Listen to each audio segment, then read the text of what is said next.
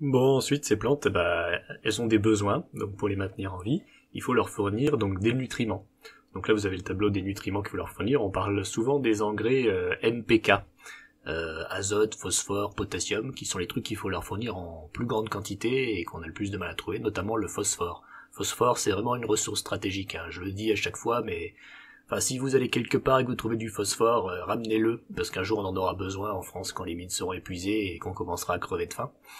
Euh, au niveau du calcium aussi, le calcium c'est plutôt simple à trouver, il n'y a pas trop de soucis. Le magnésium qu'on trouve facilement dans l'eau de mer, du soufre, et puis après des éléments qu'on a besoin en moins grande concentration, des oligo-éléments, donc fer, cuivre, zinc, manganèse, du bore et du molybdène, le plus exotique de tous. Voilà. Ensuite, il y a des éléments qui peuvent qui ne sont pas obligatoires pour la plante, mais qui ont un effet bénéfique pour elle, et qui peut être bien d'ajouter. Donc notamment donc ceci, le silicium, le sodium, le vanadium, le sélénium, le cobalt, l'aluminium et iode. Donc que dire, bah cela, si vous les mettez pas, la plante survivra, mais si vous les mettez, c'est quand même mieux. Si on prend par exemple l'ortie, les épines de l'ortie, elles sont en oxyde de silicium, en silice. Donc si elle peut pas trouver dans la terre, bah elle peut pas faire ses pics. Donc c'est bien de les ajouter aussi. Mais alors, où est-ce qu'on va trouver tous ces éléments pour nourrir les plantes? Donc ces éléments, sur Terre, ils répondent principalement à des cycles. Donc là, voilà une image qui récapitule un peu tout, donc les principaux cycles à connaître. Donc là, pareil, vous avez les besoins nutritionnels au milieu, vous avez les proportions dans le camembert, voilà. Donc le premier cycle, bah, le plus connu, c'est celui de l'eau, donc bah, que vous avez tous vu à l'école. Donc l'eau s'évapore de la mer, ça devient de l'eau douce, elle se transforme en nuage, elle se déplace, il y a de la condensation, ça retombe en pluie, puis ça coule. Des fois ça fait des nappes phréatiques, des grottes, etc. Donc l'eau, elle tourne, elle est recyclée en permanence. C'est pas anodin le fait que cette eau, elle sorte de l'océan, elle sort de l'océan, elle tombe sous forme de pluie, mais très faiblement minéralisée, elle a été déminéralisée par l'évaporation, parce qu'elle va prendre des minéraux en passant qu'elle va entraîner dans la mer. Donc ça appauvrit le sol, c'est ce qu'on appelle l'érosion des sols, c'est un très gros problème. Ensuite, on a le cycle tellement médiatisé du carbone. Donc alors là, le carbone, je l'ai pas mis dans les éléments parce qu'en fait, c'est prélevé dans l'atmosphère, mais voilà quoi, c'est... Il faut savoir, quand même, les plantes, elles sont en carbone, en azote, donc il y a aussi du carbone. Bon, en gros, le carbone, c'est ce que vous connaissez bien, donc les animaux qui respirent, les plantes qui brûlent des carburants, les volcans, les feux de forêt, les animaux qui pourrissent, la décomposition. Tout ça, ça va dans l'atmosphère, et puis après, c'est réabsorbé par les arbres, les algues, etc. Ce qu'il faut voir, c'est que ce cycle, il est pas parfait, et il y a une accumulation de carbone dans la Terre, en fait, hein, au niveau de l'océan, à d'autres endroits, qui forment du charbon et du pétrole. Ce charbon et ce pétrole, ils sont donc perdus, en fait, dans le cadre du cycle du carbone. Et en fait, c'est très amusant parce que on nous vend toujours, faut diminuer l'empreinte carbone, il faut faire en sorte que l'empreinte carbone, tout ça, elle soit plus basse, c'est bon pour l'écologie, c'est bon pour la planète, mais en fait pas du tout. En fait, c'est très bien qu'on crame tout ce carbone, ce carburant, ce charbon et tout pour la planète, hein, je veux dire. Pas pour nous, mais pour la planète, c'est très bien parce qu'en fait, c'est du carbone qui a été perdu par la vie, par la biosphère, donc l'ensemble des êtres vivants. Il a été perdu. Et nous, en fait, en le brûlant, on le réinjecte dans la biosphère. Brûler tout ce carbone, bah, au-delà de faire chauffer le climat, tout ça, ce qui va entraîner beaucoup d'espèces qui vont disparaître, des espèces fragiles, les plus fragiles vont disparaître, pas les autres, et ben c'est le retour au carbonifère, donc des plantes géantes, des trucs comme ça. D'ailleurs, quand on regarde la manière dont fonctionne la respiration des plantes, on se rend compte que les plantes en fait souffrent avec notre atmosphère actuelle. Il leur faudrait une concentration en dioxyde de carbone 3 fois supérieure à la concentration actuelle pour que leur procédé de respiration soit optimal. Ça veut dire qu'elles se sont pas encore adaptées à la diminution du taux de CO2 dans l'atmosphère par les bactéries. Donc bon, nous on va certainement être beaucoup à crever à cause de l'échauffement climatique et de l'augmentation du CO2 dans l'atmosphère. Par contre, pour la vie, pour les plantes, c'est la panacée quoi. C'est la panacée. Qu'est-ce que je voulais dire? Oui. Et en fait, c'est marrant parce que on voit que quand un environnement devient inaccessible pour la vie, genre il est désertifié, il n'y a plus de ressources, il est inexploitable, souvent il y a une espèce animale ou végétale qui va coloniser ce milieu, qui va consommer cette ressource perdue par la nature, ensuite elle va mourir, et c'est par-dessus son cadavre que les autres espèces vont pouvoir proliférer. C'est comme ça que la nature récupère ses ressources. C'est ce qu'on appelle les écosystèmes de type 1 ou les écosystèmes de type 3. Donc en gros, nous on est les espèces de vers ou de champignons qui recolonisent, qui récupèrent une ressource qui avait été perdue par la vie, ce qui nous permet de proliférer très rapidement, et ensuite on va crever, et ensuite les plantes, les animaux, ils vont profiter de nos cadavres, ils auront récupéré ce carbone. Voilà, bon c'est gai, mais enfin sachez-le, on n'est pas les monstres abominables contre la nature, qui allons tout détruire par notre seule bêtise. En fait, on remplit notre fonction, on récupère une ressource et on la consomme, on se multiplie et on crève pour permettre à la nature de récupérer ce carbone. Donc tout est naturel dans ce qu'on fait en fait. Moi je dirais pas la même chose sur le nucléaire, mais pour ce qui est du carbone, tout va bien. Bon, je m'éloigne du sujet, je reviens donc les mines de le potassium. Donc le potassium, ce que je vous disais, le potassium, ressource très importante, parce que avec l'érosion des sols, eh ben il est perdu et il va dans la mer petit à petit. Donc on est obligé d'avoir des mines de potassium qui vont compenser pour remettre du potassium, pour remettre du potassium constamment dans la terre. D'accord ?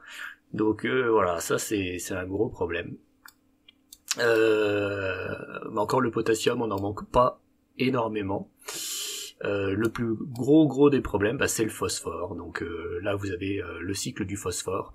Donc, vous voyez, on l'a un peu plus détaillé parce que le phosphore c'est un peu plus critique.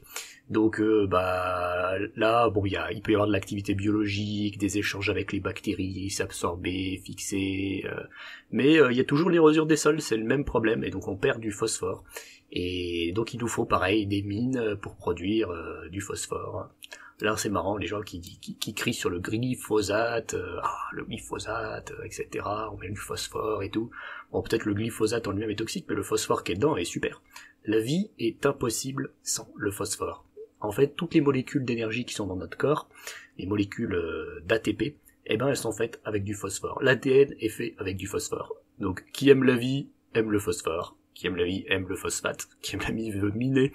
Et là, encore une fois, l'espèce humaine joue un très grand rôle, un très beau rôle dans la récupération de ces ressources qu'elle va apporter à la biosphère, à la vie. Voilà. Alors mettre trop d'engrais, c'est toxique, mais à long terme, pour les espèces vivantes peuplant la planète, c'est super. On est une super espèce d'espèces proliférantes qui s'accaparent des ressources qui étaient jusque-là inaccessibles à la vie. Et moi je trouve ça beau, quelque part. Ce qu'il faut que vous sachiez aussi à propos du phosphore, c'est qu'on n'en avait pas assez sur le sol français avant, et que les gens crevaient de faim, et qu'on était obligé d'importer notre nourriture. Si aujourd'hui on produit autant de bouffe et on est aussi confortable, c'est uniquement parce qu'on a importé plein de phosphore. Quand les mines de phosphate seront taries, petit à petit, les terres françaises vont perdre leur qualité, on va perdre notre phosphore dans la mer, et on aura de moins en moins de nourriture. Et on pourra plus vivre dans les mêmes densités de population, vous comprenez? C'est pour ça que je vous dis tout le temps, dès que vous trouvez du phosphore, ramassez-le, ramenez-le en France, cachez-le quelque part pour les générations futures, quoi. Sinon, un autre truc important, ce phosphore il va dans la mer, donc on le retrouve dans tout ce qui est poissons, déjection d'animaux marins. Donc une manière de récupérer le phosphore qu'on a perdu dans la mer, c'est d'inviter tous les oiseaux qui bouffent des poissons dans la mer à venir chier chez nous, quoi. Donc il faut créer des espaces où ils auront envie de s'arrêter, caguer, pour qu'on puisse récupérer leur merde, pour qu'on ait de nouveau du phosphore. C'est essentiel d'essayer de compenser le cycle comme ça, quoi. Voilà. Et enfin, donc un cycle vachement important, et très étudié, et même si vous faites un aquarium, c'est un cycle que vous devez connaître, c'est le cycle de l'azote. Donc l'azote, c'est vraiment l'élément nutritif dur à se procurer, que la plante consomme en plus grande quantité. Donc là, vous voyez le cycle, donc c'est des interactions compliquées avec des bactéries, des plantes, les plantes qui échangent avec des bactéries, etc. Vous avez par exemple sur la gauche, là vous avez les bactéries fixatrices d'azote dans les nodules de légumineuses, donc ce que je vous disais par rapport aux haricots, c'est gros des maisons pour les bactéries, où les bactéries vont pouvoir produire l'engrais pour la plante, donc c'est une interaction, une symbiose. Et puis donc les différentes formes de l'azote, vous avez l'azote dans l'atmosphère, les nitrates, les nitrites, l'ammoniac, etc. Donc si vous avez un aquarium, vous savez que les nitrites c'est très toxique, mais heureusement il y a les bactéries nitrifiantes qui le transforment en nitrate, et les nitrates c'est directement de la bouffe pour les plantes, Donc si dans un aquarium vous avez à la fois ces bactéries et des plantes, vos poissons sont en sécurité, tout l'azote de leur déjection qui forme de l'ammoniac et des nitrites sera géré par les cycles internes. Voilà. Et alors vous allez me dire, où est-ce qu'on trouve les autres éléments, notamment tout ce qui est éléments rares, oligo-éléments. Bon bah ils sont présents dans la croûte terrestre, plus ou moins avec des répartitions différentes. Donc là vous avez la richesse de la croûte terrestre, enfin de la lithosphère, donc ça va un peu en dessous, de tous les éléments. Donc vous voyez on a surtout de l'oxygène, le silicium, vous voyez on n'en manque jamais, il y en a plein.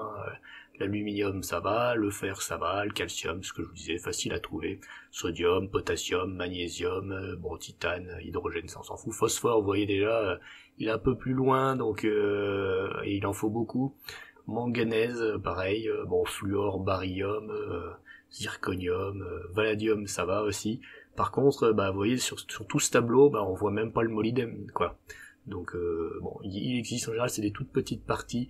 Mais voilà, les éléments durs, bah, c'est les éléments qu'on a le moins l'habitude d'entendre. Donc ça peut être bien. Moi j'ai acheté par exemple un petit fil en molybdène ou un truc comme ça. Avec ça, je sais que je suis tranquille. Il suffit d'en diffuser quelques microgrammes dans de la flotte et voilà, ça va répondre aux besoins de mes plantes.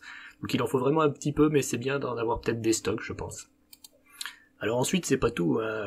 Réunir tous ces éléments chimiques, ça suffit pas. Il faut aussi donc les mettre dans l'eau qui coule donc au niveau des racines de la plante, mais il faut aussi les mettre au bon pH, parce que en fonction du pH, ils prennent différentes formes, ioniques ou salines, ou un peu sous forme de minéraux, et les plantes elles peuvent pas toujours les manger. Donc en fonction du pH, on voit à quel point ils sont accessibles sur cette figure. Et donc bah, vous voyez que il faut trouver un compromis, un pH idéal où ils sont tous à peu près bien disponibles. En général, on est aux alentours de 6,5 il me semble. Donc voilà, pour avoir à la fois donc l'azote, etc. Alors, notons, parce que c'est intéressant, qu'il existe des astuces pour savoir de quels minéraux manquent les plantes. Donc là, vous avez une figure qui vous dit, en gros, vous voyez, si les feuilles du haut, elles sont un peu jaunes, c'est que c'est du manque de zinc, ou de calcium. S'il y a un manque de bord, il y aura pas de fruits, ou pas de fleurs, ou les fleurs iront vers le bas. S'il y a un manque de phosphore, les feuilles du bas deviennent marron, etc. Donc on a quelques outils de diagnostic pour déterminer ce qui manque, et donc voilà, faut le savoir. Sachant, et il faut quand même le faire remarquer, si vous mettez un des éléments chimiques en trop grande quantité, ça peut empêcher l'absorption des autres éléments chimiques. Donc des fois, si par exemple vous avez une carence en phosphore ou en fer, ça sert à rien de rajouter du phosphore, c'est peut-être que vous avez trop de fer, ou d'autres combinaisons du même genre. Alors il y a une croyance parmi beaucoup de gens, et peut-être il y en a eu un peu trop parmi beaucoup d'agriculteurs, qui vise à penser qu'en fait on gave la plante avec des engrais pour qu'elle pousse plus vite, et plus on va lui mettre des engrais, et plus elle va pousser plus vite. Bon, c'est totalement faux, c'est un peu plus compliqué que ça. En fait, les plantes sont extrêmement douées pour prélever des choses qui sont dans des concentrations très basses dans leur environnement. C'est-à-dire là, quand je vous ai montré les besoins nutritionnels conseillés pour la plante, si vous divisez les concentrations par 3 ou par 4, ça marchera quand même. La plante, elle va se démerder, c'est-à-dire elle va produire plus de racines, et elle va quand même aller chercher ces éléments chimiques qui sont dans des concentrations moindres dans sa solution nutritive. C'est plutôt l'inverse qu'il vaut mieux éviter, c'est d'avoir des concentrations trop hautes, où là ça peut brûler, tuer, empêcher l'absorption de certains nutriments. Donc en fait, quand on augmente les engrais consommés par une plante, enfin les minéraux de sa solution nutritive, elle va pousser de plus en plus vite jusqu'à un certain stade où elle va commencer à dépérir, à crever. Mais c'est pas ça le facteur limitant, le seul facteur qui va déterminer jusqu'où elle va pousser. Les autres facteurs, il lui faut de l'eau, ça c'est sûr. Si elle a pas d'eau, elle peut pas faire monter ses minéraux, elle va crever de soif, etc. Il faut de l'oxygène, il faut que l'eau soit oxygénée, sinon les racines pourrissent. Et après, les autres facteurs qui vont déterminer la vitesse à laquelle elle pousse, c'est la présence de dioxyde de carbone, c'est ce que je vous disais tout à l'heure. Si plus le dioxyde de carbone est élevé, plus ça pousse vite. Donc un taux en dioxyde de carbone 3 fois supérieur, potentiellement votre plante elle peut peut-être pousser 3 fois plus vite. Mais ça dépend aussi de la lumière. et bien sûr la température qui accélère leur développement. Donc après ça dépend des plantes, il y a des plantes qui sont plus ou moins adaptées à différentes conditions, mais de façon générale, plus une plante elle a accès à du CO2, de la lumière et de la chaleur, et plus elle va pouvoir pousser vite, une fois ses besoins en nutriments minéraux entièrement satisfaits. Donc ça sert à rien de mettre des tonnes et des tonnes d'engrais si votre plante il fait froid, elle a pas de lumière et il n'y a pas de CO2 là où vous êtes, quoi. Il faut mieux jouer aussi sur les autres paramètres pour savoir ce qu'il en est. Ensuite, un autre paramètre essentiel pour les faire pousser correctement, et qu'il faut gérer, et c'est la raison de l'existence des pesticides. On vous empoisonne pas pour rien, juste pour s'amuser. Pas les pesticides, excusez-moi, ce qu'on appelle les ravageurs, c'est aussi un gros problème dans l'agriculture. Surtout quand on fait de la monoculture et qu'on a la même plante à côté, c'est-à-dire quand il y en a une qui est contaminée, ça se répand très très vite, contrairement à un endroit où on a plein de plantes différentes et où du coup les ravageurs ils doivent sauter par-dessus les différentes plantes pour atteindre la même plante qu'ils ont l'habitude de bouffer. Donc dans les types de ravageurs, alors les ravageurs, oui, excusez-moi, donc ils régulent les plantes, c'est-à-dire ils peuvent les détruire, ralentir leur expansion, ce qui permet aussi de maintenir la biodiversité, et pas avoir juste la plante la plus forte qui va écraser toutes les autres. Et après je dis des conneries parce qu'il y a aussi des symbioses entre les plantes, et ça je vais pas en discuter ici.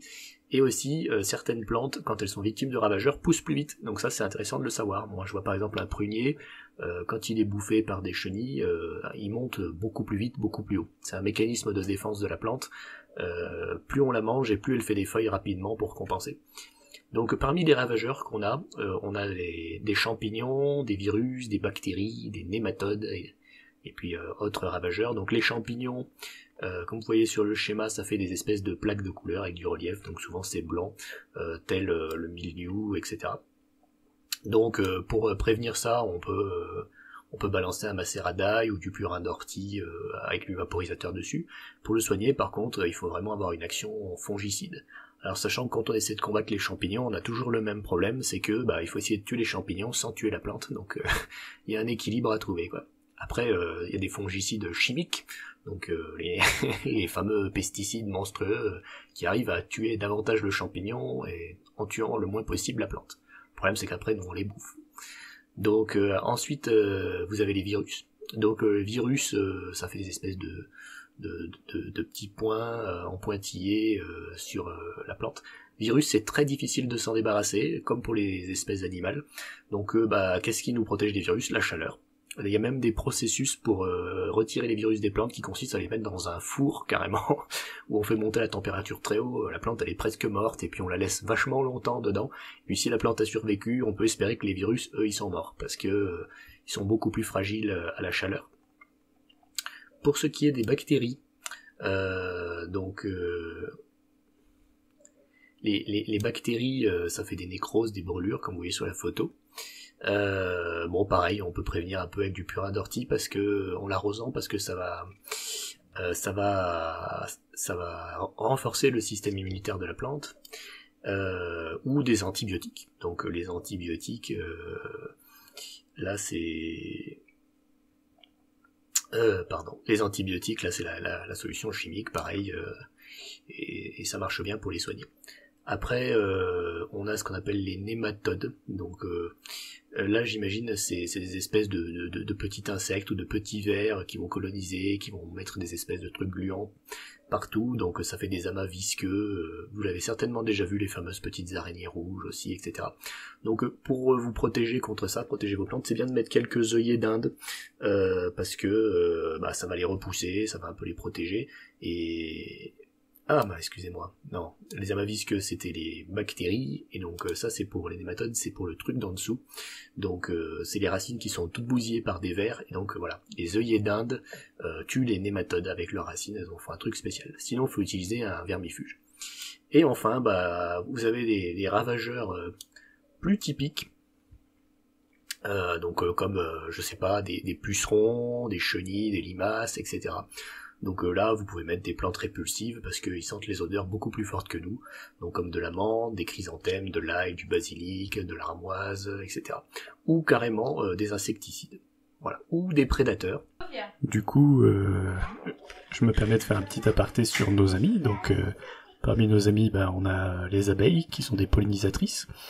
Donc pour les attirer dans le jardin, il faut mettre des plantes mellifères, donc comme des pissenlits, du lierre.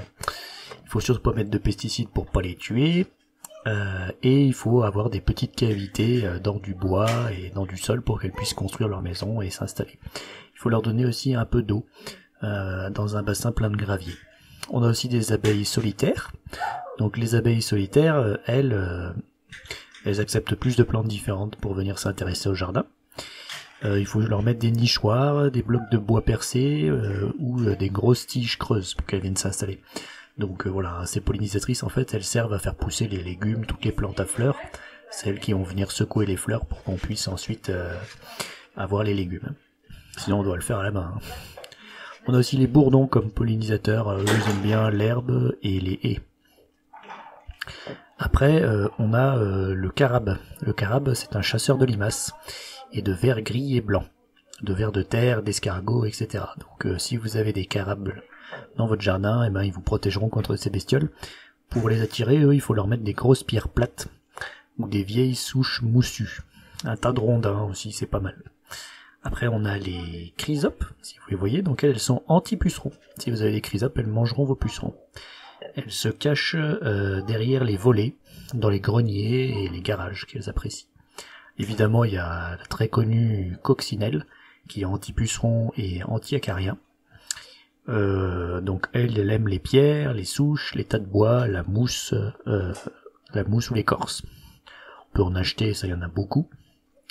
On a le cloporte. Alors le cloporte, lui, c'est un recycleur. Il nettoie, il recycle. Mais par contre, il lui arrive parfois de manger des plantes tendres, donc à employer avec parcimonie. Donc lui, il lui faut des pierres plates sur la terre, tout simplement. Ensuite, on a l'épéire. Donc lui, c'est un anti-insecte, c'est une araignée. Donc les araignées, en général, elles nous aident bien à nous débarrasser des insectes. On a aussi la guêpe solitaire, qui est anti-insecte, et anti-chenille et anti-puceron. Ce qui est pas mal, hein, parce que les chenilles aussi, c'est un grand fléau. Alors elle, pour l'attirer, il faut des fleurs, des tas de sable, des bûches en bois percés, des tiges sèches et creuses. Ensuite, on a le perce-oreille, que tout le monde connaît, qui est anti-puceron et acarien, mais il lui arrive aussi de manger des plantes, donc attention.